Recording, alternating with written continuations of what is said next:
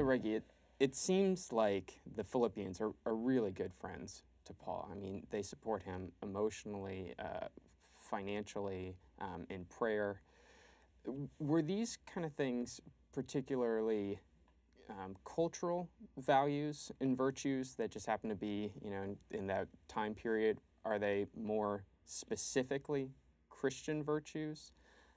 And what sort of relationship, if there is a difference, should Christian virtues have with non-Christian virtues? A great question, Graham. Back in Paul's day,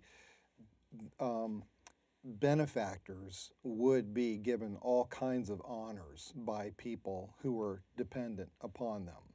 And a benefactor, you could be a benefactor through your wealth, you could be a benefactor through your teaching. And teachers in Paul's day would often go around and they would collect for themselves audiences.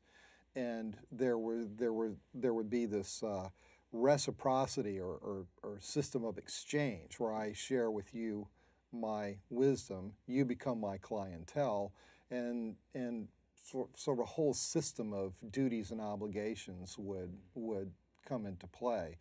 And the teacher would be sort of this elevated person.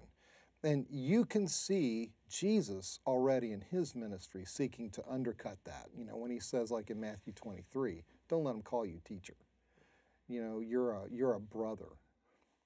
And Paul, one of the things that becomes more and clearer to me over time is how much Paul sees himself not just the guy who gives us, the statutes and decrees, but the one who seeks to know Jesus and to model Jesus for people. And in this letter in particular, I think we see him cutting against the grain of standard benefactor relationships, which are often even called friendships, but they're not really friendships. There's, one person is in power and the other person is a dependent, and they sort of create, mutual obligations. What he points to so significantly in this letter, especially in chapter 2, is the way that Jesus related to us in a servant form, and the language of warmth, the language of servanthood, commending like Timothy as a servant, talking about Epaphroditus as their servant on his behalf, and then his servant on their behalf. I think works really hard. I think he's working really hard to establish a much deeper kind of bond of affection that is rooted not in reciprocal exchange, but in all of us being the recipients of a grace that we could never repay, so that we look not to our own interests and not to how our investment in other people, builds up more social capital and puts them more in debt to us, but we live out our eternal indebtedness to the Lord, who has freely paid for our sins and who has come among us as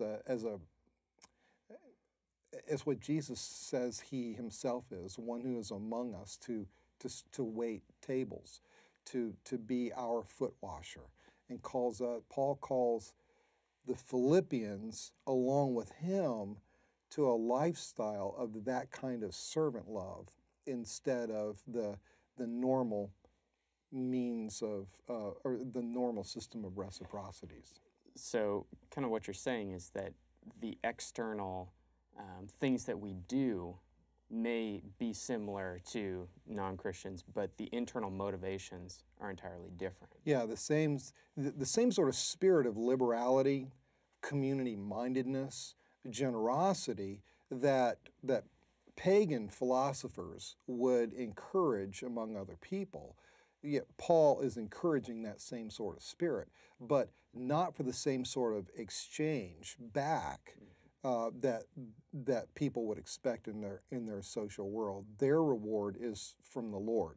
Their reward is in seeing Christ being more formed among other people. It's not looking to your own interests, but looking really to the interests of other people, because your friend is taking care of you forever.